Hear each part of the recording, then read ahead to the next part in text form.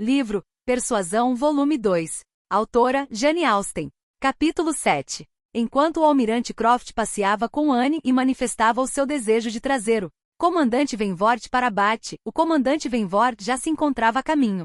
Chegou antes de a senhora Croft ter escrito. Na vez seguinte em que Anne saiu, ela viu. O Sr. Elliot acompanhava as suas duas primas e a senhora Clay. Estavam na Milson Street. Começou a chover, não muito, mas o suficiente para que as senhoras desejassem abrigar-se. E o bastante para que a menina Elliot desejasse ser levada à casa na carruagem de Lady Dalrymple, que se via a uma curta distância. Assim ela, Anne e a senhora Clay viraram para Molan enquanto o Sr. Elliot entrou na casa de Lady Dalrymple para pedir auxílio. Ele reuniu-se-lhes pouco depois com êxito claro. Lady Dalrymple teria muito gosto em levá-los à casa, e chamá-los-ia dentro de alguns minutos. A carruagem de sua senhoria era uma caleche e não levava mais de 4 pessoas. Confortavelmente. A menina carteira estava com a mãe, como consequência, não era razoável esperar acomodação para as 3 senhoras de Camden Place. Não havia qualquer dúvida quanto à menina Elliot. Fosse quem fosse que devesse sofrer desconforto, ela não deveria sofrer nenhum, mas a questão de cortesia entre as outras duas levou algum tempo a decidir. Chovia muito pouco, e Anne era sincera ao dizer que preferia ir a pé com o Sr. Elliot. Mas a chuva também era pouca para a senhora Clay. Ela nem a sentiria, e as suas botas eram tão grossas, muito mais grossas que as de Anne, e em suma, a sua amabilidade tornava-a tão ansiosa por ir a pé com o Sr. Elliot como Anne, e a questão foi discutida entre elas com uma generosidade tão delicada e tão firme que os outros se viram obrigados a decidir por elas. A menina Elliot insistiu que a senhora Clay já estava um pouco constipada, e o Sr. Elliot decidiu, quando lhe foi perguntada a opinião, que as botas da sua prima Anne eram as mais resistentes. Foi assim decidido que a senhora Clay faria parte do grupo que iria na carruagem, e tinham chegado a este ponto quando Anne, que estava sentada junto da janela, viu, decidida e distintamente, o comandante Venvort descer a rua. O seu sobressalto foi perceptível apenas para si própria, mas sentiu de imediato que era a maior, a mais irresponsável e mais absurda tola do mundo. Durante alguns minutos não viu nada à sua frente. Estava tudo confuso. Sentia-se perdida, e quando conseguiu dominar-se, viu que os outros ainda estavam à espera da carruagem e que o Sr. Elliot, sempre atencioso, tinha partido para a Union Street para fazer um recado à senhora Clay. Sentiu um grande desejo de ir até a porta da rua. Queria ver se estava a chover, porque desconfiava de ter outro motivo. O comandante Venvort já devia ter passado. Levantou-se decidida a ir. Metade dela não iria ser sempre mais sensata que a outra, nem iria sempre desconfiar que a outra era pior do que realmente era. Iria ver se chovia. Voltou para trás, porém, no momento seguinte, quando o próprio comandante Venvort entrou no meio de um grupo de senhoras e cavalheiros, evidentemente seus conhecidos, a quem ele se devia ter juntado um pouco abaixo da Milson Street. Ao vê-la, ele ficou mais obviamente atônito e confuso do que ela alguma vez reparara. Ficou muito corado. Pela primeira vez desde que se tinham voltado a encontrar, ela sentiu que era ela quem evidenciava menos emoção.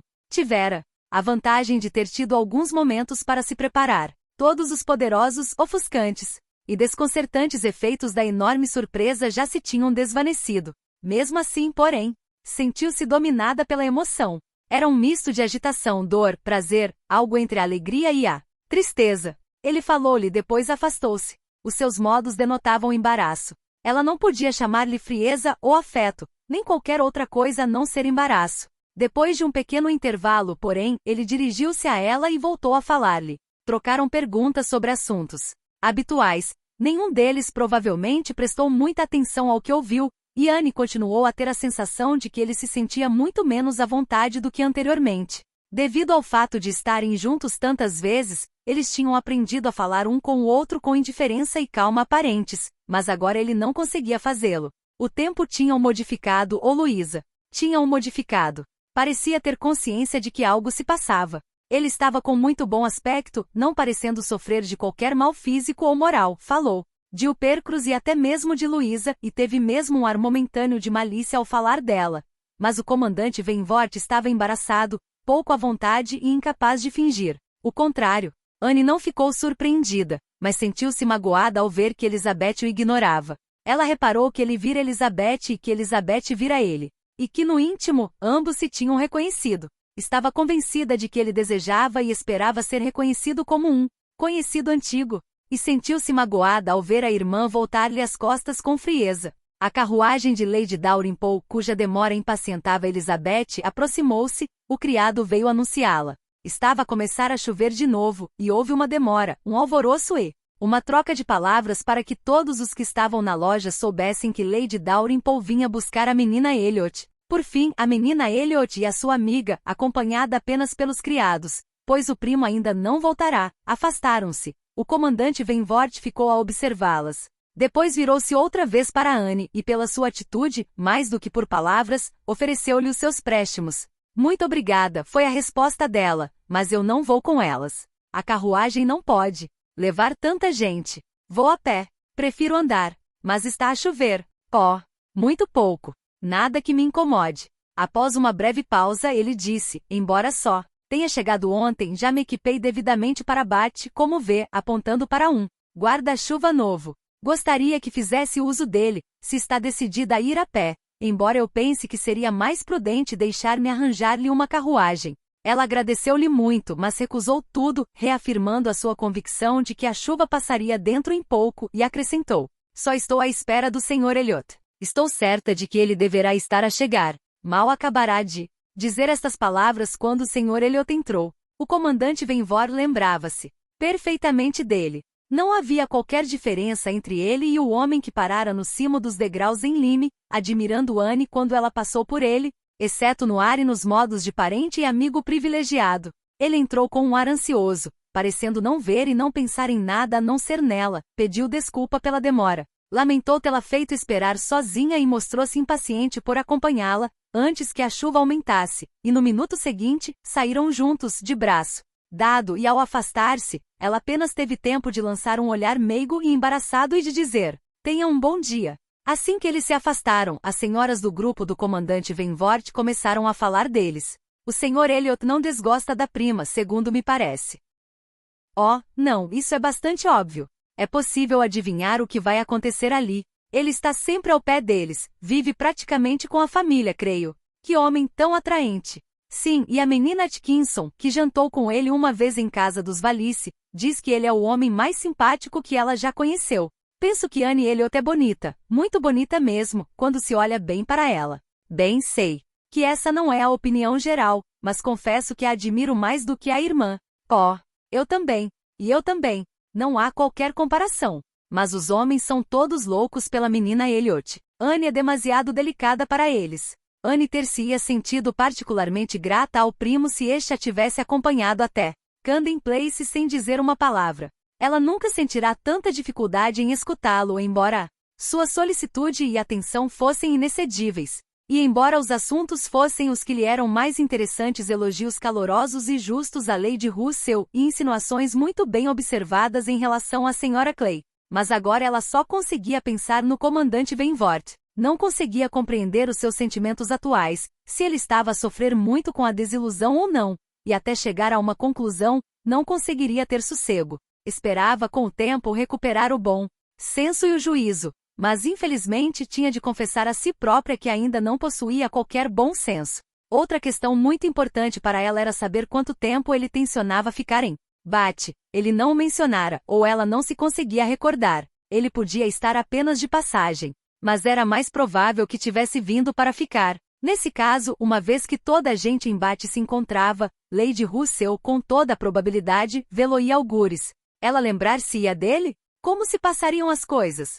Ela já se vira na obrigação de dizer a Lady Russell que Louisa Musgrove iria casar com o comandante Benwick. Fora-lhe penoso ver a surpresa de Lady Russell. E agora, se por acaso ela se encontrasse na companhia do comandante Venvort, o seu conhecimento imperfeito do assunto poderia funcionar como mais um preconceito contra ele. Na manhã seguinte, Anne saiu com a amiga e durante a primeira hora tentou, incessantemente de um modo receoso, ver Sylvia, mas em vão. Finalmente, ao voltarem na Putney Street, ela avistou-o no passeio do lado direito, a uma distância que lhe permitia ver a maior parte da rua. Havia muitos outros homens à volta dele, muitos grupos que caminhavam na mesma direção, mas não havia dúvida de que era ele. Ela olhou instintivamente para Lady Russell, mas não devido à ideia louca de que esta o fosse reconhecer tão depressa quanto ela. Não era de supor que Lady Russell ouvisse até estarem quase em frente dele. De vez em quando, porém, ela fitava-a com ansiedade, e quando se aproximou o momento em que devia referir-se a ele, embora sem se atrever a voltar a olhar,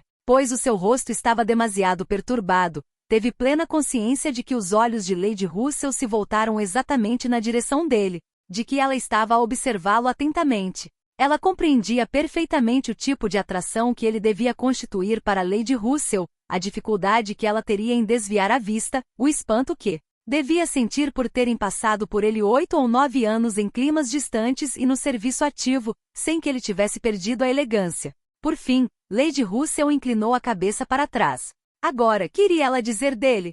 Deves estar a perguntar a ti própria, disse ela, para que estive tanto tempo a olhar. Mas estava à procura de umas cortinas de que Lady Alicia e a Sra. Franklin me falaram ontem à noite. Elas descreveram as cortinas da janela de uma das casas deste lado, desta zona da rua, como sendo as mais bonitas de Bath, mas não conseguiam recordar-se do número exato, e eu tenho estado a tentar descobrir qual delas seria, mas confesso que não consigo ver quaisquer cortinas que correspondam à descrição feita por elas. Anne suspirou, corou e sorriu de pena e desdém, tanto por si própria como pela amiga. O que mais a aborrecia era que, com toda aquela preocupação e cautela, perderá o momento exato de reparar se ele as vira. Passaram um dia ou dois, sem que nada acontecesse. O teatro e os salões que ele provavelmente frequentava não eram suficientemente distintos para os Elliot, cujas distrações se limitavam à elegante estupidez de festas privadas, com as quais se encontravam cada vez mais ocupados, e Anne, cansada de uma tal estagnação,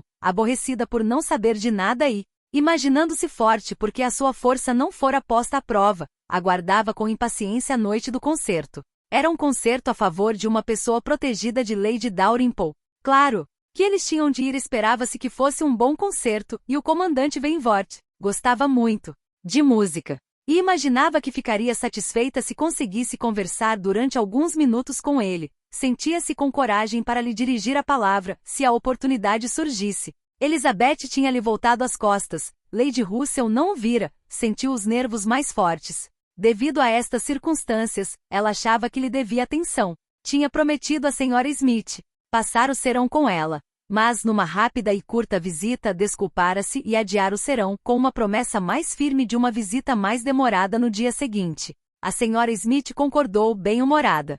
Com certeza, disse ela, mas quando vier vai contar-me tudo. Quem faz parte do seu grupo? Anne nomeou-os a todos.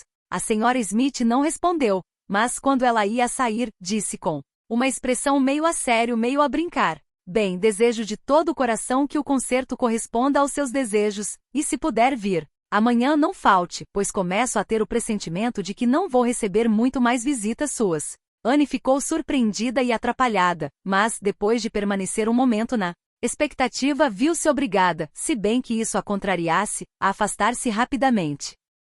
Capítulo 8.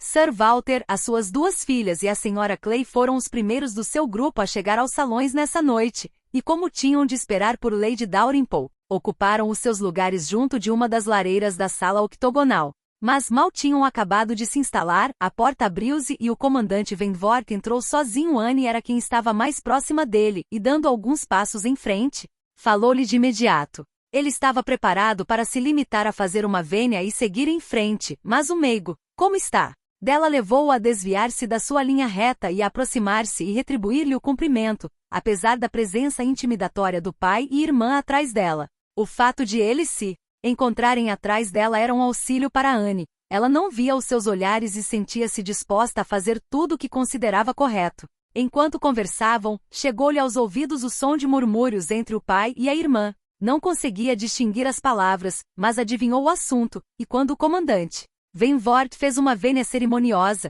ela compreendeu que o pai se tinha dignado a fazer-lhe um sinal de reconhecimento, e ao olhar de soslaio, foi mesmo a tempo de ver a própria Elizabeth fazer uma pequena cortesia. Esta, embora tardia, relutante e indelicada, foi porém melhor do que nada. A sua disposição melhorou. Depois de falarem sobre o tempo, Bath e o concerto, a conversa começou a esmorecer e, por fim, ela ficou à espera de que ele se afastasse a qualquer momento. Mas ele não o fez, não parecia ter pressa de se afastar dela, e de repente, com renovada vivacidade, com um pequeno sorriso e alguma animação, ele disse: Mal a tenho visto desde aquele dia em Lime. Receio que tenha sofrido com o choque. Sobretudo por ter dominado os nervos nessa altura. Ela garantiu-lhe que não tinha. Foi uma ocasião assustadora, disse ele, um dia assustador. E ele passou a mão pelos olhos como se a recordação fosse demasiado penosa. Mas no instante seguinte ele sorria de novo e dizia, aquele dia produziu alguns efeitos, porém, teve algumas consequências que devem ser consideradas o oposto de assustadoras. Quando teve a presença de espírito de sugerir que, bem vi que era a pessoa mais apropriada para ir chamar um médico.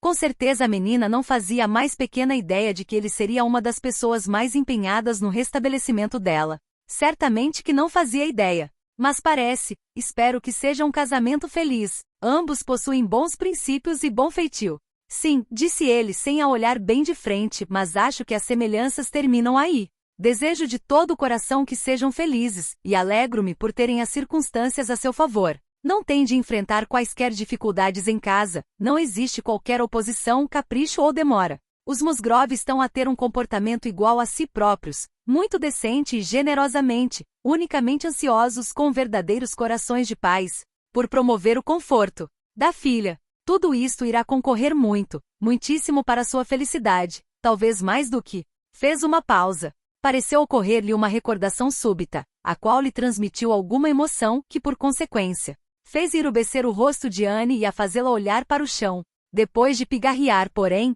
ele prosseguiu. Confesso que penso que existe uma disparidade, uma enorme disparidade, e numa questão tão essencial como a mentalidade. Considero Louisa Musgrove uma menina muito meiga e simpática, e nada estúpida, mas bem vi que é mais do que isso. Ele é um homem inteligente e culto, e confesso que fiquei um pouco surpreendido ao tomar conhecimento de que se apaixonara. Se tivesse sido o efeito da gratidão, se ele tivesse aprendido a amá-la porque acreditava que ela o preferia a ele, teria sido outra coisa. Mas não tenho motivo para supor que tenha sido esse o caso. Parece, pelo contrário, ter sido um sentimento perfeitamente espontâneo da parte dele, e isso surpreende-me. Um homem como ele na sua situação, com o coração ferido, quase destroçado. Fanny Arville era uma criatura superior, e o seu amor por ela era verdadeiramente amor. Um homem não se refaz facilmente de uma tal dedicação por uma mulher assim. Ele não deve e não pode fazê-lo. Quer por ter consciência de que o seu amigo se recompusera, quer por qualquer outra razão, ele não disse mais nada. E Anne, que apesar da voz emocionada com que a última parte tinha sido proferida, apesar de todos os ruídos da sala, do som de alguém a bater descuidadamente com a porta, do sussurro incessante das pessoas a andarem de um lado para o outro, tinha ouvido distintamente todas as palavras. Ficara impressionada, satisfeita, confusa, e começava a respirar aceleradamente e a sentir centenas de emoções ao mesmo tempo. Era-lhe impossível falar em tal assunto. E, no entanto, após uma pausa, sentindo necessidade de falar e não tendo o menor desejo de mudar completamente de assunto, limitou-se a fazer um pequeno desvio, dizendo: esteve bastante tempo em Lime, creio. Cerca de uma quinzena. Não podia partir antes de ter a certeza de que Louisa se encontrava bem. Estava demasiado preocupado com o acidente para poder ficar descansado. A culpa fora minha, unicamente minha. Se eu não fosse fraco, ela não teria sido tão obstinada. A região à volta de Lime é muito bonita. Passeei bastante a pé e a cavalo, e quanto mais vi, mais coisas encontrei dignas de serem admiradas. Eu gostaria muito de voltar a ver Lime, disse Anne. A sério, eu julgaria que nada em Lime poderia inspirar tal sentimento. O horror e o sofrimento em que se viu envolvida, a tensão do espírito, o desgaste, eu iria imaginar que suas últimas impressões de Lime lhe provocariam uma aversão profunda. As últimas horas foram certamente muito dolorosas, respondeu Anne. Mas quando a dor desaparece, a recordação torna-se um prazer. Não se gosta menos de um local por se ter sofrido nele, a não ser que tenha sido tudo sofrimento, nada a não ser sofrimento, o que não foi o caso em Lime. A ansiedade e o sofrimento foram só nas últimas 2 horas, antes disso foi muito agradável. Tanta coisa nova e tanta beleza. Eu tenho viajado tão pouco que acho qualquer local novo interessante, mas em Lime há uma verdadeira beleza, e no seu conjunto, corando ligeiramente com algumas recordações, as minhas impressões sobre a terra são muito agradáveis. Mal ela tinha acabado de falar, a porta da entrada abriu-se e o grupo por que esperavam apareceu. Lady Dalrymple, foi a jubilosa exclamação, e com todo o entusiasmo compatível com uma ansiosa elegância. Sir Walter e as suas 2 senhoras avançaram para a cumprimentar. Lady Dalrymple e a menina Cartere, acompanhadas pelo Sr. Elliot e pelo Coronel Wallis, que chegará quase nesse mesmo instante, entraram na sala. Os outros juntaram-se a eles, num grupo em que Anne se viu necessariamente incluída.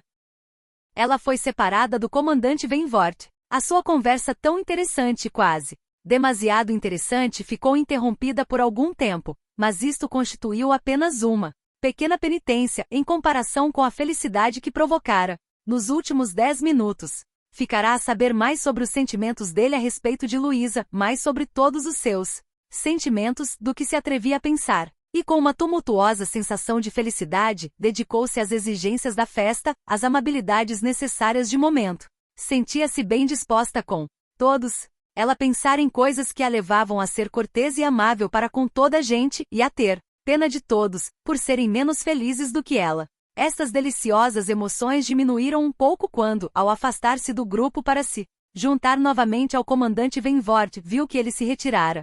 Ainda foi a tempo de o ver entrar na sala do concerto. Ele fora-se embora, simplesmente desaparecera por um momento. Sentiu-se triste, mas voltariam a encontrar-se. Ele procurá-la-ia, encontrá-la-ia muito antes de o serão terminar, e de momento talvez fosse bom estarem separados. Ela precisava de um pouco de tempo para se recompor. Com a chegada de Lady Russell, pouco depois, o grupo ficou completo e tudo o que faltava era reunirem-se e entrarem na sala do concerto, assumindo o ar mais importante que conseguissem, provocando o maior número de murmúrios e perturbando o maior número de pessoas possível. Tanto Elizabeth como Anne Elliot se sentiam muito, muito felizes quando entraram na sala. Elizabeth de braço dado com a menina Cartere e a olhar para as costas largas da viúva Viscondessa de Dalrymple à sua frente, não tinha mais nada a desejar que não parecesse estar ao seu alcance, e Anne, mas seria um insulto à natureza da felicidade de Anne compará-la com a da irmã. Enquanto a de uma era tudo vaidade egoísta, a da outra era afeto generoso. Anne não viu, não reparou na magnificência da sala. A sua felicidade era interior, os seus olhos brilhavam, as faces estavam luminosas, mas ela não o sabia. Pensava apenas na última meia hora e enquanto se dirigiam aos seus lugares, veio-lhe tudo rapidamente à memória. A sua escolha de assuntos, as suas expressões e ainda mais, os seus modos e aparência tinham sido de molde a ela lhes poder dar uma só interpretação. A sua opinião sobre a inferioridade de Louisa Musgrove, uma opinião que parecerá desejoso de expressar, o seu espanto com o comandante Benwick, os seus sentimentos a respeito de um primeiro e forte afeto. Frases que começara e não conseguirá terminar, o desviar dos seus olhos, o seu olhar expressivo. Tudo isso indicava que o seu coração se voltava de novo para ela, que a raiva, o ressentimento e o desejo de a evitar tinham desaparecido e tinham sido substituídos, não apenas pela amizade e consideração, mas pela ternura do passado. Sim, alguma da ternura do passado. Ela não podia imaginar que a sua mudança significasse menos do que isso. Ele certamente a amava. Estes eram os pensamentos com as visões inerentes que a ocupavam e entusiasmavam. Demasiado para lhe deixarem qualquer poder de observação, e ela atravessou a sala sem o ver. Sequer de relance, sem sequer tentar avistá-lo. Depois de os lugares terem sido distribuídos e de estarem todos sentados, ela olhou em volta para ver se ele estava na mesma parte da sala.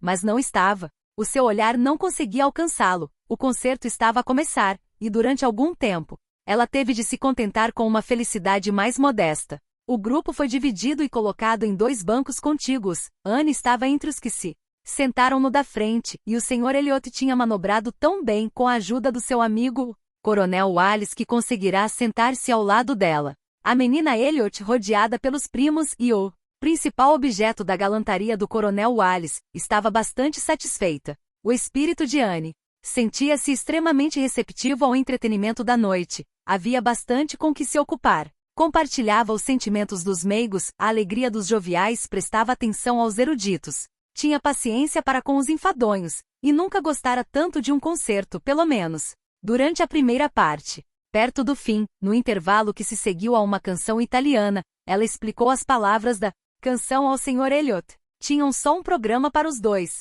Este, disse ela, é mais ou menos o sentido ou, por outra, o significado das palavras, pois certamente não se pode falar de sentido de uma canção italiana, mas é mais ou menos o significado, tal como eu o entendo, pois não conheço a língua. Eu não sei italiano. Sim, sim, estou mesmo a ver que não sabe. Vejo que não sabe nada sobre o assunto. Só sabe o suficiente para traduzir estas linhas de italiano invertidas, transpostas e resumidas para um inglês claro, compreensível e elegante. Não precisa de dizer mais nada sobre a sua ignorância. Aqui está a prova. Não vou contrariar uma tão grande delicadeza, mas não gostaria de ser examinada por um verdadeiro entendido? Eu não tive o prazer de visitar Camden Place durante tanto tempo, respondeu ele sem aprender algo sobre a menina Anne Elliot, e considero-a demasiado modesta para que o mundo se aperceba de metade dos seus talentos, e demasiado talentosa para que a sua modéstia seja natural em qualquer outra mulher. Que vergonha, que vergonha! Isso é demasiado lisonjeiro. Esqueci-me do que vamos ter a seguir, disse ela, voltando a olhar para o programa. Talvez, disse o Sr. Elliot em voz baixa, eu conheça o seu caráter há mais tempo do que imagina. A sério. Como? Só o pode ter conhecido depois de eu ter vindo para Bath, a não ser que antes tenha ouvido a minha família falar de mim. Eu ouvi falar de si muito antes de ter chegado a Bath. Pessoas que a conheceram intimamente descreveram-na. Há muitos anos que conheço o seu caráter, a sua pessoa, a sua índole, os seus talentos, os seus modos. Foi-me tudo descrito, e mantive tudo presente na memória. O Sr. Elliot não ficou decepcionado com o interesse que esperava despertar. Ninguém consegue resistir ao encanto de tal mistério, ter sido descrita há tanto tempo por pessoas anônimas a alguém que se conheceu recentemente é irresistível, e Anne ficou cheia de curiosidade. Interrogou-se a si própria, perguntou-lhe ansiosamente, mas em vão. Ele ficou encantado por ela lhe perguntar, mas não revelou nada. Não, noutra altura talvez, mas agora não. Nesse momento ele não ia referir nomes. Mas isso acontecerá realmente. Tinha-lhe sido feita, há muitos anos, uma descrição da menina Anne Elliot que inspirara nele a noção do seu elevado mérito e despertara a maior curiosidade em conhecê-la. O nome de Anne Elliot, disse ele, há muito que me desperta grande interesse. Há muito que ele fascina a minha imaginação, e se me atrevesse a tal, exprimiria o desejo de que o nome nunca mudasse. Pareceu-lhe que estas foram as palavras dele, mas, mal acabará de as ouvir, a sua atenção foi atraída por outros sons imediatamente atrás de si, que fizeram que tudo mais parecesse trivial. O pai e Lady Dalrymple estavam a conversar. Um homem atraente, dizia Sir Walter, um homem muito atraente. Um jovem esplêndido de fato, disse Lady Dalrymple, com melhor aspecto do que é habitual ver-se em Bath.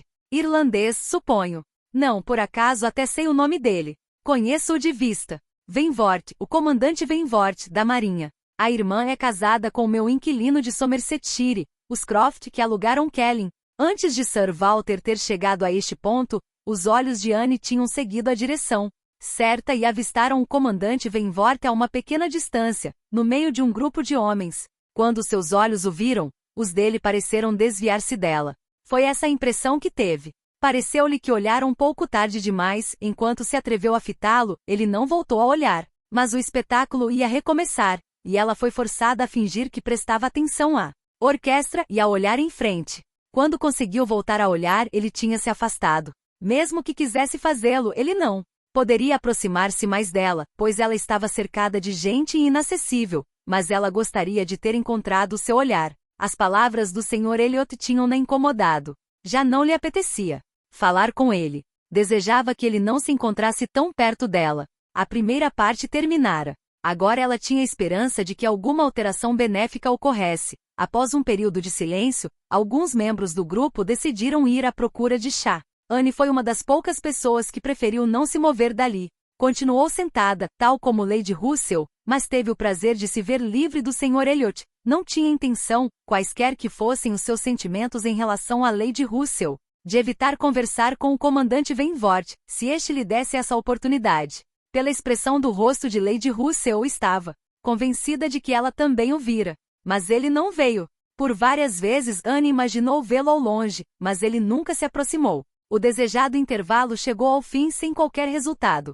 Os outros regressaram, a sala voltou a encher-se, os lugares foram reclamados e ocupados. Ia seguir-se outra hora de prazer ou de castigo, outra hora de música para deliciar, ou provocar bocejos conforme prevalecesse o gosto real ou afetado de cada um. Para Anne, ela continha principalmente a perspectiva de uma hora de agitação. Não podia sair tranquilamente da sala sem voltar a ver o comandante Venvort, sem trocar com ele um olhar amigável. Quando o grupo se sentou de novo, houve muitas alterações, cujo resultado lhe foi favorável. O coronel Wallace não quis sentar-se, e o Sr. Elliot foi convidado por Elizabeth e pela menina Carteret de uma forma que não podia ser recusada, a sentar-se no meio delas, e com mais algumas mudanças e uma pequena maquinação da sua parte, Anne conseguiu colocar-se muito mais perto do extremo do banco do que estivera antes, muito mais ao alcance de quem passasse. Não conseguiu fazê-lo sem se comparar à menina Larolles, a inimitável menina Larolles, mas fê-lo mesmo assim e sem conseguir um resultado muito mais feliz, embora, devido à retirada prematura dos seus vizinhos mais próximos, o que pareceu uma boa sorte, ela se encontrasse no extremo do banco antes do fim do concerto. Esta era sua situação, com um lugar vago a seu lado quando voltou a ver o comandante Wentworth. Viu-o não muito longe. Ele também a viu, no entanto, ele tinha um ar grave e parecia indeciso, e só muito lentamente se aproximou dela o suficiente para poder falar com ela. Ela achou que se devia passar algo. A mudança era indubitável. A diferença entre o seu ar de agora e o que tivera na sala octogonal era enorme. Que seria? Pensou no pai, em Lady Russell. Teria havido olhares desagradáveis? Ele começou por falar sobre o concerto num tom reservado. Parecia mais o comandante Wentworth de Uppercross, declarou-se desiludido, esperara ouvir cantar melhor, e, em suma, tinha de confessar que não teria pena quando acabasse. Anne respondeu e tomou tão bem a defesa do espetáculo, manifestando, ao mesmo tempo e de um modo tão agradável, consideração pelos sentimentos dele, que o rosto do comandante Wentworth se desanuviou, e ele respondeu quase com um sorriso. Conversaram durante mais alguns minutos. Ele continuava bem disposto, até olhou para o banco, como se procurasse um lugar para se sentar. Nesse preciso momento, um toque no ombro de Anne obrigou-a a voltar-se. Era o Sr. Elliot. Este pediu desculpa, mas queria pedir-lhe que explicasse o texto italiano. A menina Carteret estava ansiosa por ter uma ideia do que se ia cantar a seguir. Anne não podia recusar, mas nunca se sacrificará à delicadeza com um espírito tão atormentado. Demorou, inevitavelmente, alguns minutos, embora o menos possível, e quando ficou de novo senhora de si, quando pôde voltar-se e olhar como fizera antes, viu-se abordada pelo comandante Wentworth, que com uma atitude reservada se despedia apressadamente. Ele queria dar-lhe as boas noites. Ia-se embora, tinha de ir para casa o mais depressa possível. Acha que não vale a pena esperar para ouvir esta canção? Perguntou Anne subitamente, assaltada por uma ideia que a tornou ainda mais desejosa de o encorajar. Não. Respondeu ele num tom enfático, não há nada por aqui que faça que valha a pena eu ficar. E ele afastou-se imediatamente.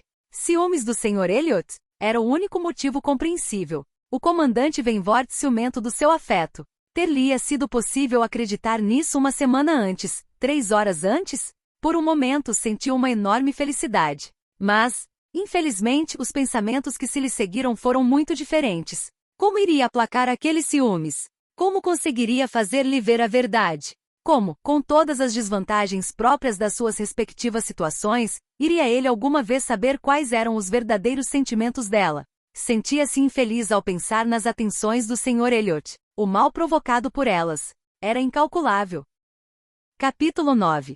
Na manhã seguinte, Anne recordou-se com satisfação da sua promessa de ir visitar a Sra. Smith. Isso significava que estaria ausente de casa à hora em que era mais provável que o Sr. Elliot aparecesse. O seu principal objetivo era evitá-lo. Ela sentia bastante boa vontade para com ele. Apesar do dano que as suas atenções tinham causado, devia-lhe gratidão e estima, talvez mesmo compaixão. Ela não conseguia deixar de pensar nas extraordinárias circunstâncias em que se tinham conhecido, no direito que ele parecia ter de a interessar tanto pela situação de ambos como pelos próprios sentimentos dele e pela boa impressão que ela logo de início despertara nele. Era tudo muito extraordinário, lisonjeiro mas doloroso. Havia muito a lamentar. Nem valia a pena pensar no que ela poderia sentir se não existisse um comandante Wentworth, e quer a conclusão da atual incerteza fosse favorável ou desfavorável, o seu amor seria dele para sempre.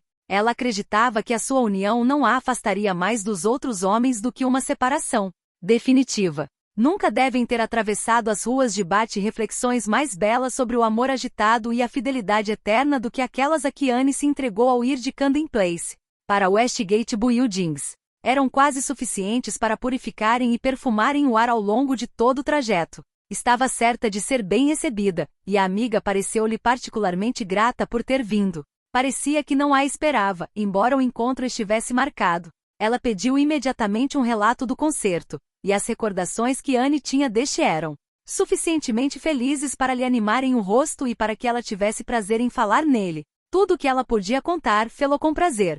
Mas o tudo era pouco para quem lá estivera, e insuficiente para uma inquiridora como a senhora Smith, que, através da curta narração de uma lavadeira e de um empregado, já tinha ouvido muito mais sobre o êxito geral e sobre o que acontecerá ao serão do que Anne conseguia relatar. A senhora Smith conhecia de nome toda a gente importante ou notória em Bath. Os pequenos Durand estiveram lá, suponho, disse ela, com as bocas abertas para apanharem a música como pardais que ainda não deixaram o ninho, a serem alimentados. Eles nunca perdem um concerto. Sim, não os vi pessoalmente, mas ouvi o Sr. Elliot dizer que estavam na sala. Os Ibbotson estavam lá? E as duas novas beldades com o oficial irlandês alto que se diz que vai casar uma delas? Não sei, acho que não estavam. A velha Lady Mary MacLean? Não preciso de perguntar por ela. Ela nunca falta, eu sei. Deve tê-la visto. Ela devia encontrar-se no seu círculo, pois se estava ao pé de Lady Dalrymple, estava nos lugares de honra, em redor da orquestra, claro. Não, isso era o que eu receava. Ter-me-ia sido muito desagradável sob todos os aspectos. Mas felizmente Lady Dalrymple prefere sempre ficar longe, e nós estávamos num lugar excelente, pelo menos para ouvir. Não devo dizer para ver porque parece que vi muito pouco. Viu o suficiente para se divertir. Compreendo isso perfeitamente bem. Existe uma espécie de prazer privado até mesmo numa multidão, e esse a menina teve. Vocês já eram um grupo grande, não precisavam de mais nada. Mas eu devia ter olhado mais em redor, disse Anne, consciente, enquanto falava de que não deixará de olhar em redor. O objetivo é que fora limitado. Não, a menina tinha uma ocupação melhor. Não precisa de me dizer que passou um agradável serão.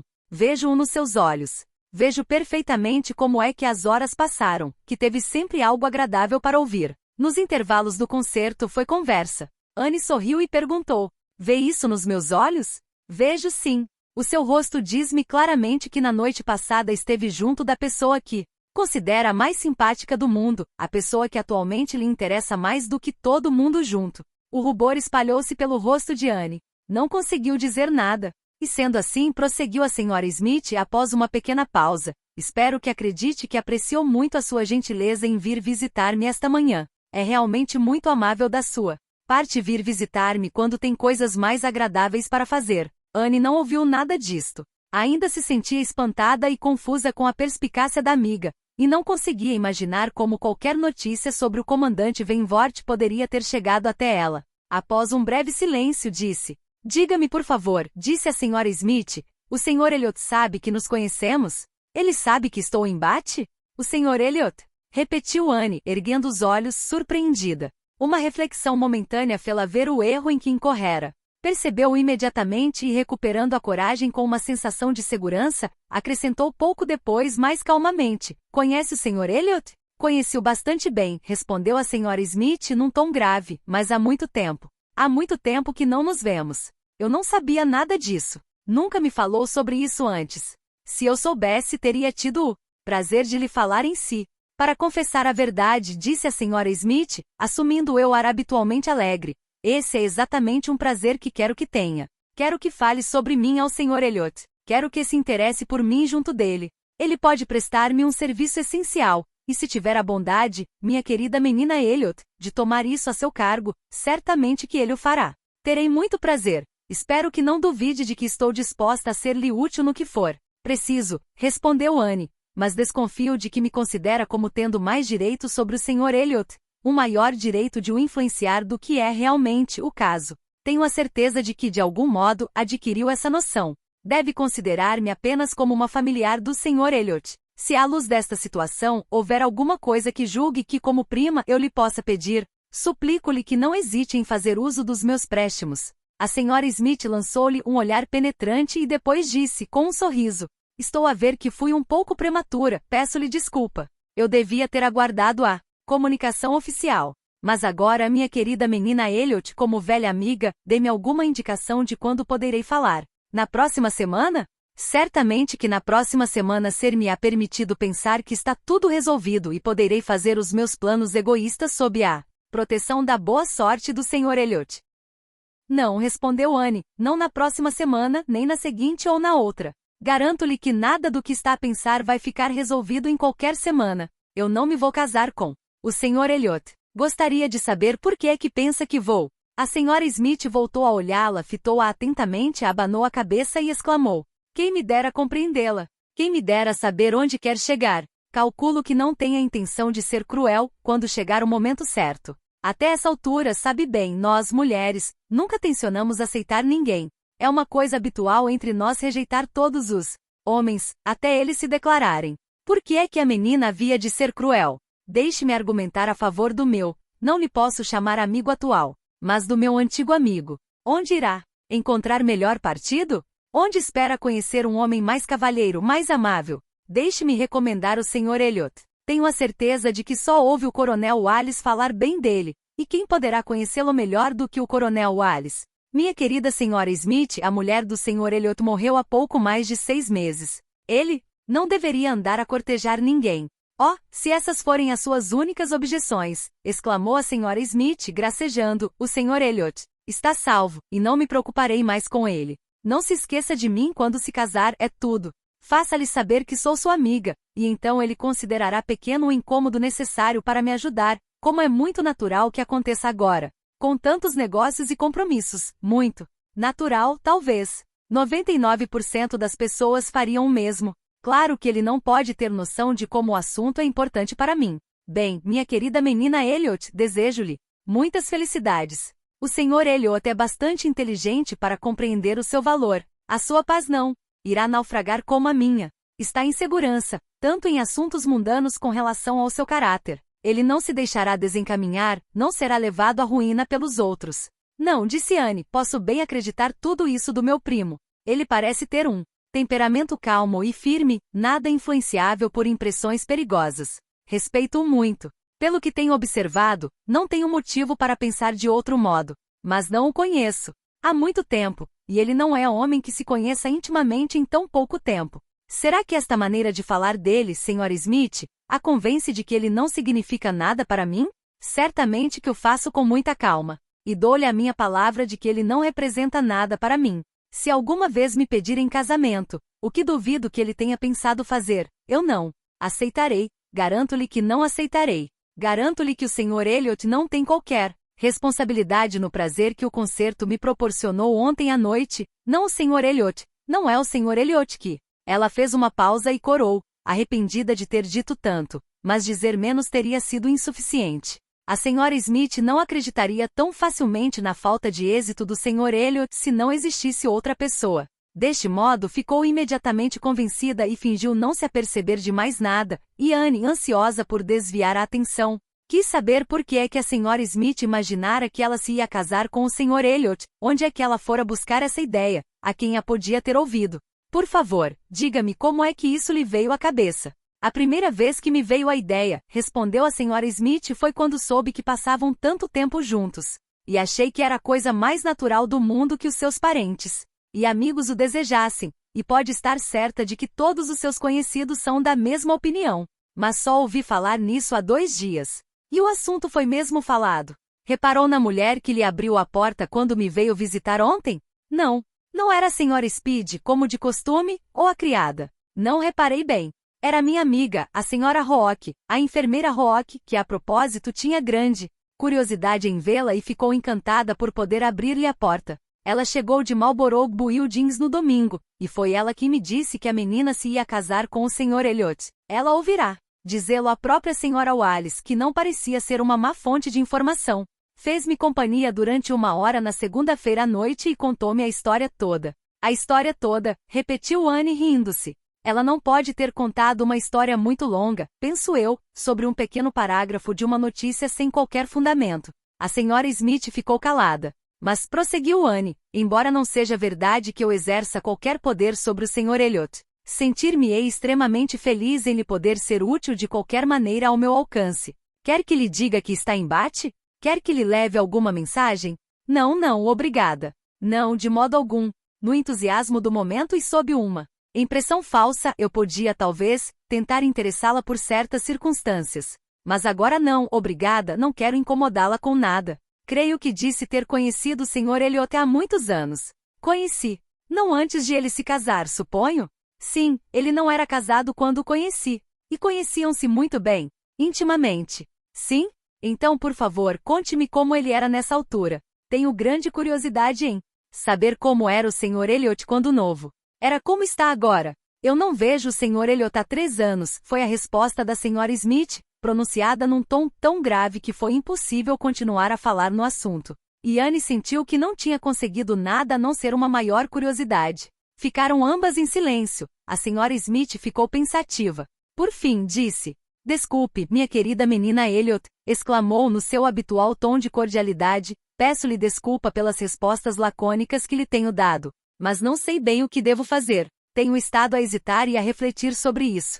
Há muitas coisas a tomar em consideração. Detesto ser importuna, provocar más impressões, causar problemas. Até mesmo a superfície macia de um laço familiar deve ser preservada, ainda que não exista nada de duradouro por debaixo. No entanto, já decidi, penso que tenho razão. Acho que devo informá-la sobre o verdadeiro caráter do Sr. Elliot. Embora acredite plenamente que atualmente não tenha a menor intenção de o aceitar, nunca se sabe o que poderá acontecer. Os seus sentimentos em relação a ele podem, em qualquer altura, alterar-se. Assim, ouça a verdade agora, enquanto não tem preconceitos. O Sr. Elliot é um homem sem coração nem consciência, um ser calculista e frio que só pensa em si próprio e que, para seu interesse e comodidade, seria capaz de qualquer crueldade ou traição que possam ser levadas a cabo sem arriscar o seu bom nome. Ele não tem qualquer consideração pelos outros. É capaz de negligenciar e abandonar, sem a menor hesitação, aqueles de cuja ruína foi a causa principal.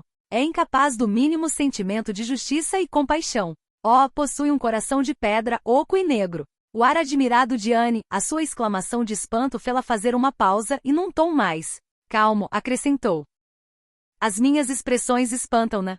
Tem de desculpar uma mulher ofendida e zangada. Mas vou tentar conter-me. Não o vou insultar. Vou só tentar dizer-lhe o que descobri sobre ele. Os fatos falarão por si. Ele foi amigo íntimo do meu querido marido, que confiava e gostava dele. A amizade existia desde antes do nosso casamento. Eu vi que eles eram amigos muito íntimos. Eu também gostava muito do Sr. Elliot e tinha uma ótima opinião sobre ele. Aos 19 anos.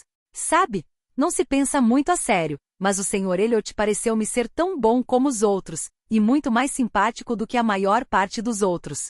E nós estávamos quase sempre juntos. Vivíamos principalmente na cidade com muito luxo. Nessa altura, era ele quem se achava em circunstâncias inferiores, era ele o pobre. Tinha os aposentos em Temple, e isso era o máximo que podia fazer, para manter a sua aparência de cavalheiro.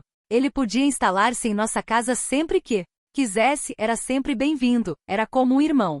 O meu pobre Charles, o melhor e mais generoso homem do mundo, era capaz de dividir com ele o seu último vintém, e eu sei que tinha sempre a bolsa aberta para ele e que o ajudou muitas vezes. Essa deve ter sido a época da vida do Sr. Elliot, disse Anne, que sempre suscitou a minha curiosidade. Deve ter sido a mesma altura em que o meu pai e a minha irmã o conheceram. Eu, própria, nunca o conheci, só ouvi falar dele, mas houve algo na sua conduta para com o meu pai e a minha irmã, e depois nas circunstâncias do seu casamento, que eu não consigo conciliar com um presente. Tudo parecia anunciar um homem diferente. Eu sei tudo isso, exclamou a Sra. Smith. Ele tinha sido apresentado a Sir Walter e a sua irmã antes de eu o conhecer, mas ouvia-o falar constantemente deles. Sei que ele foi convidado e encorajado e sei também que preferiu não ir. Posso informá-la talvez sobre fatos com que nem sequer sonha, e quanto ao casamento dele, eu soube tudo a esse respeito, na altura.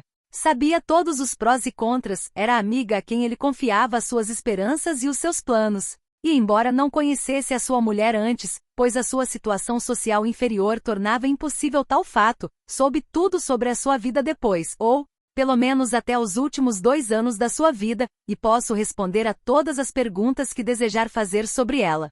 Não, disse Anne, não tenho nenhuma pergunta em particular a fazer sobre ela. Sempre soube que não eram um casal feliz, mas eu gostaria de conhecer o motivo por que, nessa altura, desprezou as relações com o meu pai. O meu pai estava disposto a recebê-lo muito generosamente, no seio da família. Por que é que o Sr. Elliot se esquivou? O Sr. Elliot nessa época tinha apenas um objetivo em vista: fazer fortuna, e através de um processo mais rápido do que o exercício da advocacia. Estava decidido a fazê-lo por meio de um casamento. Estava, pelo menos, decidido a não estragar as suas perspectivas com um casamento imprudente. E eu sei que ele acreditava, claro que não sei se acertadamente ou não, que o seu pai e irmã, com todas as suas amabilidades e convites, tinham em mente um casamento do herdeiro com a jovem, e um casamento destes não correspondia de todo às suas ideias de riqueza e independência. Foi por esse motivo que ele se esquivou, garanto-lhe. Ele contou-me a história toda. Não escondia nada de mim. Foi curioso que, tendo acabado de me separar de si em Bate, a primeira pessoa que conheci quando casei tenha sido seu primo, e que eu tenha continuado a ouvir falar constantemente de seu pai e de sua irmã. Ele descrevia uma menina Elliot, e eu pensava muito afetuosamente noutra. Talvez, exclamou Anne, assaltada por uma ideia súbita, tenha falado algumas vezes de mim ao Sr. Elliot. Certamente que o fiz, muito frequentemente. Eu costumava gabar a minha Anne Elliot, garantir que ela era muito diferente da. Conteve-se a tempo. Isso explica algo que o Sr. Elliot disse ontem à noite, exclamou Anne.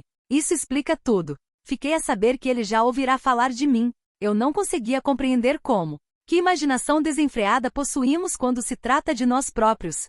Como facilmente nos enganamos. Mas, desculpe, interrompi-a. O Sr. Elliot casou-se então apenas por dinheiro? Foi essa circunstância, provavelmente, que lhe abriu os olhos a respeito do seu caráter? Aqui a Sra. Smith hesitou um pouco. Oh, essas coisas são demasiado vulgares. Quando se vive no mundo é tão vulgar um homem ou uma mulher casarem-se por dinheiro que isso não nos choca como deveria. Eu era muito nova, associava-me apenas a jovens, e formávamos um grupo alegre, irresponsável, sem quaisquer regras rígidas de conduta. Só pensávamos em nos divertir. Agora penso de um modo diferente. O tempo, a doença e a dor modificaram a minha maneira de pensar, mas nessa época, confesso que não via nada de repreensível no que o Sr. Elliot estava a fazer. A obrigação de cada um de nós era fazer o melhor que pudesse para si próprio. Mas ela não era uma mulher muito inferior? Era, e eu levantei objeções, mas ele não me prestou atenção. Tudo que ele queria era dinheiro, dinheiro. O pai dela era negociante de gado, o avô tinha sido carniceiro, mas isso não tinha importância. Ela era uma mulher agradável, tivera uma educação decente, uns primos tinham-na aperfeiçoado. Conhecera o Sr. Elliot por acaso e apaixonara-se por ele. Da parte do Sr. Elliot não houve quaisquer dificuldades ou escrúpulos a respeito do nascimento dela. A sua única preocupação antes de se comprometer foi certificar-se do montante real da sua fortuna. Pode acreditar que seja qual for a estima que o Sr. Elliot tem agora pela sua posição social, quando ele era jovem, esta não tinha qualquer valor para ele. A oportunidade de herdar o solar de Kelling era alguma coisa, mas a honra da família não tinha a menor importância para ele. Ouviu muitas vezes dizer que se os títulos de baronete fossem vendáveis, qualquer pessoa poderia ter o seu por 50 libras, incluindo o brasão, as armas, o nome e a libré, mas não vou repetir sequer metade do que costumava ouvi-lo dizer sobre o assunto. Não seria justo. No entanto, precisa de ter uma prova, porque o que é tudo isto a não ser afirmações? Mas terá uma prova. Mas minha querida Sra. Smith, eu não quero nada, exclamou Anne. Até agora não disse nada que contradissesse o que o Sr. Elliot parecia ser há alguns anos. Tudo isto de fato confirma o que costumávamos ouvir dizer. Tenho mais curiosidade em saber a razão por que ele está tão diferente agora. Mas faça-me a vontade. Tenha a bondade de chamar Mary. Não, tenho a certeza de que terá a bondade ainda maior de ir pessoalmente ao meu quarto buscar a caixa com embutidos que está na prateleira superior do armário. Anne, vendo que a amiga estava decidida, fez o que lhe foi pedido. Depois de ela trazer a caixa e de a colocar à sua frente, a Sra. Smith abriu-a suspirando e disse: está cheia de papéis pertencentes a ele e ao meu marido, uma pequena parte dos que tive de examinar quando o perdi. A carta de que estou à procura foi escrita pelo Sr. Elliot a ele antes do nosso casamento e ficou guardada, sabe-se lá por quê. Mas ele era descuidado e pouco metódico com as suas coisas, como muitos outros homens, e quando tive de examinar os seus papéis, encontrei-a no meio de outras ainda mais triviais, escritas por diferentes pessoas espalhadas por aqui e ali, enquanto muitas cartas e memorandos importantes tinham sido destruídos. Aqui está. Não a quis queimar porque, estando já muito pouco satisfeita com o Sr. Elliot, decidi guardar todos os documentos sobre a nossa intimidade anterior. Tenho agora outro motivo de satisfação, pois posso mostrar-lhe. Esta era a carta, endereçada a Charles Smith, Tunbridge Wells, e datada de Londres, julho de 1803. Caro Smith, recebi a sua carta. A sua bondade quase me oprime. Gostaria que a natureza tivesse feito corações como o seu em maior número, mas já vivi 23 anos no mundo e não encontrei outro igual. De momento, creia, não preciso dos seus préstimos, pois estou de novo abonado. Dê-me os parabéns, livrei-me de Sir Walter e da menina. Eles voltaram para Kelling e quase me fizeram prometer visitá-los este verão, mas a minha primeira visita a Kelling será com um perito que me dirá como hei de leiloar mais lucrativamente. O baronete, porém, poderá voltar a casar, é suficientemente tolo para isso. Se o fizer, então deixar-me-o em paz, o que será uma boa compensação para aquilo que perco. Ele está pior do que no ano passado. Quem me dera ter um nome que não fosse Elliot. Estou farto dele. O nome Walter posso não usar, graças a Deus. E desejo que nunca mais volte a insultar-me com o meu W do meio, pois tenciono, até ao fim da vida, ser apenas o seu William Elliot. Anne não conseguiu ler a carta sem corar, e a senhora Smith, ao ver a vermelhidão do seu rosto, disse: Eu sei que a linguagem é extremamente desrespeitosa. Embora me tenha esquecido dos termos exatos, retenho uma impressão nítida do significado geral. Mas mostra-lhe o homem. Repare nas declarações que faz ao meu pobre marido. Poderiam ser mais explícitas? Anne não conseguiu refazer-se imediatamente do choque e do desgosto de ver tais palavras aplicadas ao seu pai. Foi obrigada a recordar-se de que a leitura da carta constituía uma violação das leis da honra, que ninguém deveria ser julgado ou conhecido por tais testemunhos, que nenhuma correspondência privada deveria ser lida por outros olhos, antes de recuperar a calma suficiente para restituir a carta sobre a qual estivera a refletir e dizer: Obrigada. Isto constitui, sem dúvida, prova suficiente, prova de tudo o que me disse. Mas por que é que ele se aproximou de nós agora? Também posso explicar isso, exclamou a senhora Smith, sorrindo. Pode realmente?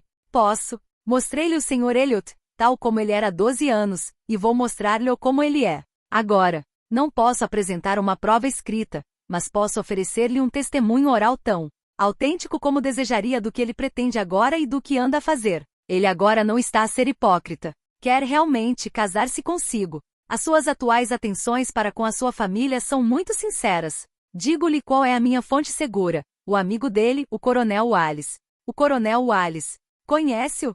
Não. A informação não chegou até mim por uma via tão direta. Fez um desvio ou dois, mas nada de importância. O riacho está tão puro como na sua origem. O pouco lixo que vai recolhendo nas curvas desaparece facilmente. O Sr. Elliot fala sem reservas com o Coronel Wallis sobre a opinião que faz de si. Eu imagino o Coronel Wallis como sendo uma pessoa sensata, cautelosa e perspicaz, mas ele tem uma mulher bonita e muito tola, a quem conta coisas que não devia, e repete-lhe tudo o que ouve. Ela, na alegria transbordante da convalescença, repete tudo à enfermeira, e a enfermeira, que sabe que a conheço, conta-me tudo naturalmente. Na segunda-feira à noite, a minha boa amiga, a senhora Rook, confidenciou-me assim os segredos dos Marlborough Buildings.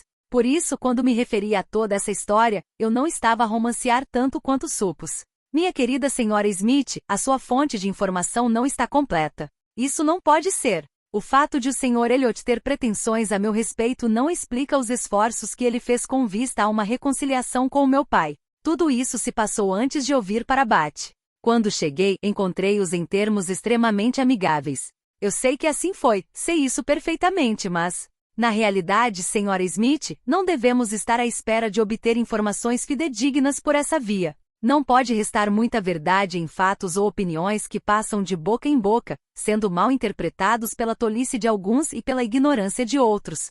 Mas escute o que tenho para lhe dizer. Em breve poderá julgar o crédito que estas informações merecem, ouvindo alguns pormenores que poderá confirmar ou contradizer. Imediatamente. Ninguém supunha que a menina fosse o seu primeiro objetivo. Ele tinha-a de fato visto antes de chegar a Bath e tinha-a admirado, mas sem saber quem era. Pelo menos, é o que diz a minha informadora. Isto é verdade? Ele viu-a no verão ou no outono passado, algures na costa ocidental, para usar as suas próprias palavras, sem saber quem era? Sem dúvida. Até aí, é verdade. Em Lyme, eu estava por acaso em Lyme. Bem, prosseguiu a senhora Smith num tom triunfante, reconheça a minha amiga o crédito. devido pela confirmação do primeiro ponto. Então ele viu-a em Lyme e gostou tanto de si que ficou extremamente satisfeito quando voltou a vê-la em Camden Place, como menina Anne Elliot, e a partir desse momento não tenho qualquer dúvida. Ele teve um motivo duplo para suas visitas. Mas havia outro, anterior, que passarei a explicar. Se houver alguma coisa na minha história que saiba ser falsa ou improvável, por favor interrompa-me. O meu relatório diz que a amiga da sua irmã, a senhora que está em vossa casa e sobre a qual já a ouvi falar, veio para Bath com a menina Elliot e Sir Walter há muito tempo, em setembro, ou seja, quando eles vieram, e tem permanecido cá desde então, que ela é uma mulher bonita, insinuante e esperta, pobre e astuta e que, pela sua condição e modos, dá a impressão geral, entre os conhecidos de Sir Walter, de que tenciona ser Lady Elliot, constituindo grande surpresa o fato de a menina Elliot estar aparentemente cega perante esse perigo. Aqui a senhora Smith fez uma pequena pausa, mas Anne não tinha nada a dizer, e ela prosseguiu. Era assim que aqueles que conheciam a família viam o assunto, muito antes do seu regresso para junto dela, e o coronel Wallace observava o seu pai o suficiente para se aperceber disso. Embora nessa altura ele não fosse visita de Camden Place, a sua estima pelo Sr. Elliot levava-o a observar com interesse tudo o que ali se passava, e, quando o Sr. Elliot veio passar alguns dias a Bath, como fez pouco antes do Natal, o coronel Wallace comunicou-lhe o aparente estado das coisas e os rumores que começavam a surgir. Agora, deve compreender que o tempo operara uma mudança muito sensível na opinião do Sr. Elliot, quanto ao valor do título de baronete. Ele era um homem completamente diferente em todas as questões de linhagem e parentesco. Uma vez que há muito possuía mais dinheiro do que poderia gastar, e não sendo avarento nem esbanjador, ele começara gradualmente a identificar a sua felicidade com o título de que é herdeiro. Eu pensava que isso estava a começar a acontecer antes de as nossas relações terem cessado, mas agora tenho a certeza. Ele não suporta a ideia de não vir a ser Sir William. Pode imaginar que as notícias que o seu amigo lhe deu não fossem muito agradáveis, e pode imaginar o efeito que elas produziram. A decisão de voltar para Bath o mais depressa possível, de se instalar aqui por algum tempo, com vista a renovar o antigo conhecimento e readquirir uma situação no seio da família que lhe proporcionasse os meios de avaliar o grau do perigo e de enredar a dama, se necessário. Os dois amigos concordaram que era a única coisa a fazer, e o coronel Wallace propôs-se auxiliá-lo em tudo o que pudesse. Ele ia ser-lhes apresentado, a senhora Wallace iria ser-lhes apresentada, e iriam todos ser apresentados. O Sr. Elliot regressou, pediu desculpas e foi desculpado como sabe e readmitido no seio da família. E aí, o seu objetivo constante, o seu único objetivo, até a sua chegada acrescentar outro motivo, era observar Sir Elliot e a Sra. Clay. Ele não perdeu uma única oportunidade de estar com eles, atravessava-se-lhes no caminho e visitava-os constantemente. Mas não preciso de entrar em pormenores sobre o assunto. Pode imaginar o que um homem astucioso faria, e com esta orientação, talvez se recorde do que o tem visto fazer. Sim, disse Anne, não está a contar-me nada que não esteja de acordo com o que eu sei ou possa imaginar. Há sempre qualquer coisa de ofensivo nos pormenores da astúcia. As manobras do egoísmo e da duplicidade são sempre revoltantes, mas não ouvi nada que realmente me surpreenda. Sei que aqueles que ficariam chocados com esta descrição do Sr. Elliot teriam dificuldade em acreditar, mas eu nunca me senti satisfeita. Sempre julguei que devia existir outro motivo para a sua conduta, para além do que ele aparentava. Gostaria de conhecer a sua opinião atual sobre as probabilidades de o acontecimento que ele teme ocorrer, se considera que o perigo está a diminuir ou não. Está a diminuir, segundo creio, respondeu a Sra. Smith.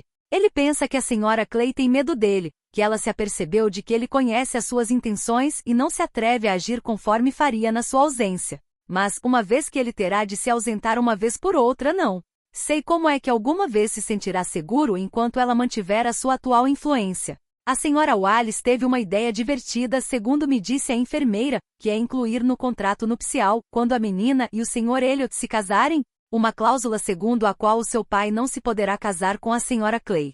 Um plano digno da inteligência da Sra. Wallace, mas a minha sensata enfermeira Roque viu logo como era absurdo. Mas certamente, minha senhora, disse ela, isso não o impediria de se casar com qualquer outra pessoa. E na verdade, eu não penso que a enfermeira, no seu íntimo, seja muito contra um segundo casamento de Sir Walter. Sabe? Consta que ela gosta de favorecer casamentos, e quem poderá dizer se ela não se imagina tratar da futura Lady Elliot, através da recomendação da Sra. Wallis? Fico muito satisfeita em saber tudo isto, disse Anne após um momento de reflexão. Em alguns aspectos, será mais penoso estar perto dele, mas saberei melhor como agir. A minha linha de conduta será mais direta. O Sr. Elliot é obviamente um homem mundano, calculista e artificial que nunca teve outros princípios a guiá-lo a não ser o egoísmo. Mas a conversa sobre o Sr. Elliot ainda não tinha chegado ao fim. A Sra. Smith desviara-se da sua primeira diretriz e Anne tinha se esquecido, no interesse das suas preocupações familiares, do que fora, a princípio, insinuado contra ele. Mas a sua atenção foi agora chamada para a explicação dessas primeiras insinuações, e ela escutou uma narração, a qual, se não justificava plenamente o extraordinário azedume da Sra. Smith, demonstrava como ele se mostrará insensível no seu comportamento para com ela, manifestando muita falta de justiça e compaixão. Ela ficou a saber que a intimidade entre eles tinha prosseguido após o casamento do Sr. Elliot, tinham continuado a andar juntos como antes, e o Sr. Elliot tinha induzido o amigo a efetuar despesas muito para além das suas posses. A Sra. Smith não queria atribuir quaisquer culpas a si própria e teve o cuidado de não responsabilizar o marido, mas Anne percebeu que os seus rendimentos nunca tinham estado de acordo com o seu estilo de vida e que, desde o início, houvera muita extravagância geral e conjunta. Pela descrição da mulher, Anne concluiu que o Sr. Smith tinha sido um homem afetuoso, de temperamento dócil, hábitos descuidados e fraca inteligência. Muito mais simpático do que o seu amigo e muito diferente dele, deixando-se levar por ele e sendo, provavelmente, desprezado por ele. O Sr. Elliot, que o casamento elevara a grande riqueza, pretendia satisfazer todos os prazeres e vaidades possíveis que não o comprometessem, pois, apesar da vida que levava, tornará-se um homem prudente. Começando a ver-se rico, tal como seu amigo deveria descobrir que estava pobre, não pareceu sentir a mínima preocupação pela situação financeira do amigo, mas, pelo contrário, sugerira e encorajara despesas que só poderiam terminar em ruína. E assim os Smith ficaram realmente arruinados. O marido morrera mesmo a tempo de lhe ser poupado o conhecimento total da situação. Eles já tinham experimentado embaraços suficientes para colocarem à prova a amizade dos seus amigos e para demonstrar que era preferível não testar a do Sr. Elliot. Mas foi só depois da sua morte que o estado deplorável dos seus negócios foi totalmente conhecido. Com uma confiança na estima do Sr. Elliot mais honrosa para os seus sentimentos do que para sua inteligência, o Sr. Smith nomeara o seu executor testamentário. Mas o Sr. Elliot não aceitou, e as dificuldades e problemas que esta recusa lançou sobre ela, para além do inevitável sofrimento causado pela viuvez, tinham sido de tal ordem que não podiam ser relatados sem uma enorme angústia, nem escutados sem a correspondente indignação. Anne leu algumas cartas dele desta época, respostas a um pedido urgente da Sra. Smith, e todas elas transmitiam a mesma resolução firme de não se envolver em problemas infrutíferos. E sob uma delicadeza fria, transparecia a mesma dura indiferença a todos os males que a mesma pudesse fazer recair sobre ela. Era um caso terrível de ingratidão e desumanidade, e Anne sentiu que, em alguns momentos, nenhum crime flagrante poderia ter sido pior. Teve muito para escutar. Todos os pormenores de cenas tristes do passado, todas as minúcias de desgraças sucessivas a que conversas anteriores tinham meramente aludido foram agora contadas com uma complacência natural. Anne compreendia perfeitamente o intenso alívio da amiga e sentiu ainda mais admiração pela compostura do estado de espírito habitual da amiga. Havia uma circunstância na história dos seus agravos que era particularmente irritante. Ela tinha razão para acreditar que uma propriedade que o marido possuía nas Índias Ocidentais que, há muitos anos estava sob uma espécie de hipoteca como pagamento dos seus próprios encargos, poderia ser resgatada se fossem tomadas as medidas apropriadas, e esta propriedade, embora não fosse grande, seria suficiente para tornar relativamente rica. Mas não havia ninguém para tratar do assunto. O Sr. Elliot recusara-se a fazer qualquer coisa, e ela própria não podia fazer nada por causa da incapacidade, quer de se mover devido ao seu estado de fraqueza física, quer de contratar outra pessoa devido à falta de dinheiro. Ela não possuía familiares que a ajudassem sequer com os seus conselhos, e não tinha dinheiro para pagar assistência jurídica. Isso veio agravar cruelmente a sua situação financeira. Saber que podia estar em melhores circunstâncias, recear que a demora pudesse enfraquecer os seus direitos quando bastava um pequeno esforço, feito como devia ser, tudo isso era difícil de suportar.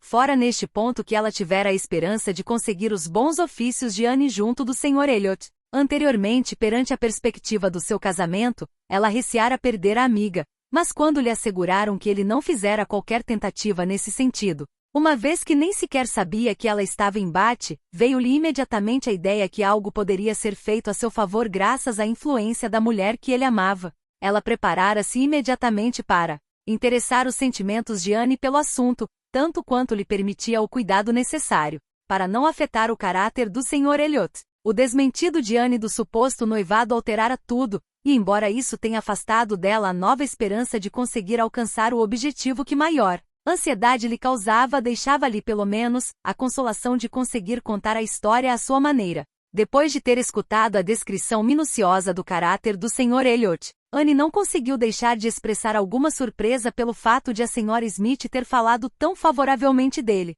No início da sua conversa, ela parecerá recomendá-lo e elogiá-lo. Minha querida, foi a resposta da Sra. Smith, não havia nada a fazer. Eu considerei o vosso casamento como certo, embora ele não tivesse ainda feito o pedido oficial, e se ele fosse o seu marido, eu não podia ter dito a verdade sobre ele. O meu coração sangrava por si enquanto eu falava de felicidade. Mas, no entanto, ele é sensato, é amável, e com uma mulher como você não era uma situação absolutamente desesperada. Ele foi muito cruel para a primeira mulher. Foram muito infelizes. Mas ela era demasiado ignorante e irrefletida para lhe merecer respeito, e ele nunca a tinha amado. Eu tinha esperança de que, com você, as coisas fossem diferentes. Anne reconheceu no seu íntimo que houvera a possibilidade de a convencerem a casar com ele, e estremeceu ao pensar na infelicidade que se seguiria. Era possível que Lady Russell a tivesse convencido. E partindo dessa suposição, qual das duas seria mais infeliz quando tarde demais o tempo tudo revelasse? Era muito desejável que Lady Russell não continuasse enganada. E uma das últimas resoluções deste importante encontro, que durou a maior parte da manhã, foi que Anne tinha toda a liberdade de comunicar à amiga tudo o que estava relacionado com a Sra. Smith e que envolvesse a conduta dele. Gostou do vídeo? Se sim, deixe seu gostei, se inscreva no canal. E até o próximo vídeo.